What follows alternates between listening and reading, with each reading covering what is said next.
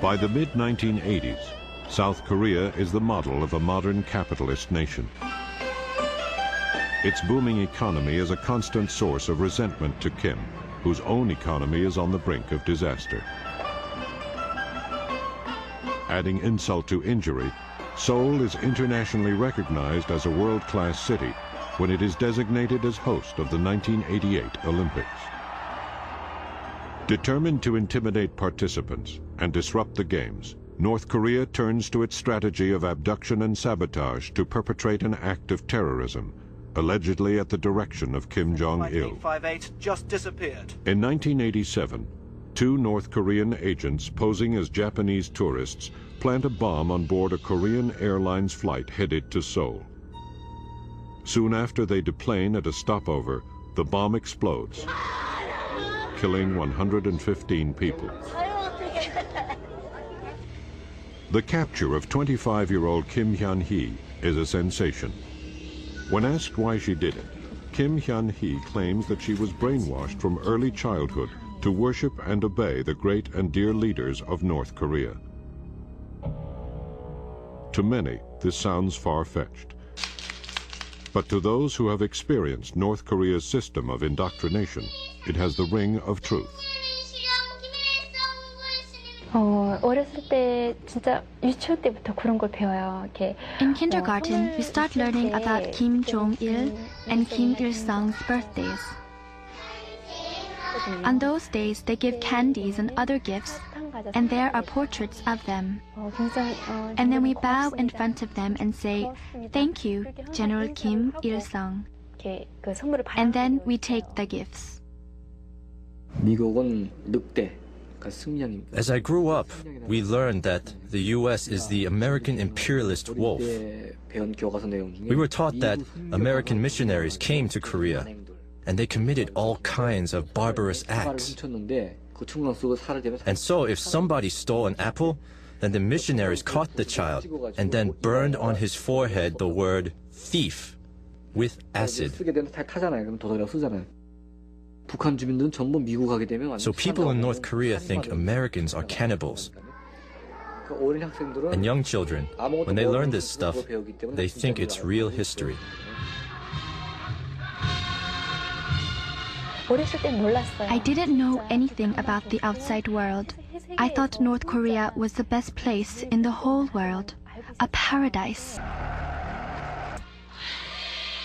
If you are brainwashed into thinking that you are living in the world's best country and you have no alternative sources of information, then it is much more possible for the dictator to control you. What Kim Jong-il fears most is his people getting to know the outside world. As people get to know about the outside world, he will come crashing down. As the 1980s end, the Soviet Empire begins to crumble. Communist regimes throughout Eastern Europe are toppled.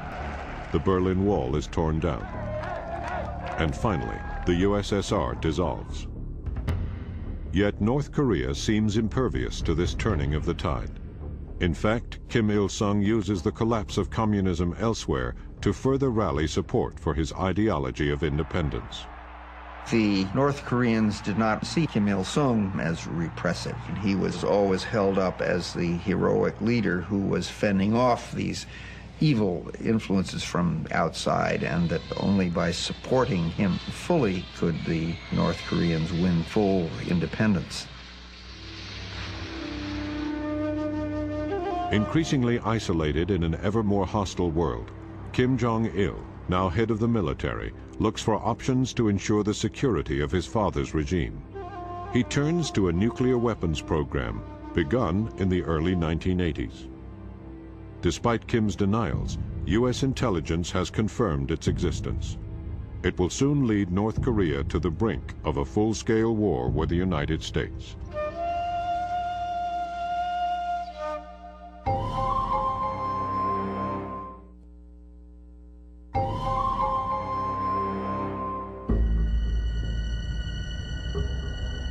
On the morning of June 16, 1994, President Bill Clinton calls together his top advisors for what amounts to a war council.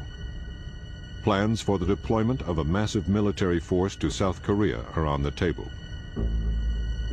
Satellite photos have revealed compelling evidence that North Korea is attempting to build a nuclear bomb. We were preparing for the possibility of war in a very serious way, planning, first of all, for a strike on the nuclear complex, but secondly, for the war that could well have resulted had the North Koreans launched an invasion of South Korea. That all looked very, very real to us at the time. The Cuban Missile Crisis in 1962 is the most dangerous moment the world has seen. I think 1994 is the second.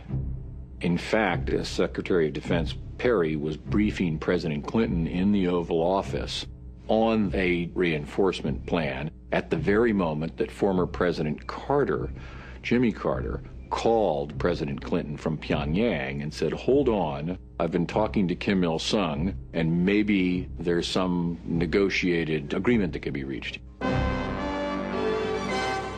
President Carter has gone to Pyongyang to try to negotiate a diplomatic solution to the crisis. It is now past midnight Friday morning in North Korea. And he appears on CNN to announce his achievement. President Kim Il-sung has committed himself to... Carter saved Clinton's bacon because the Clinton administration had the idea that pressure is the only way you can deal with a problem like this.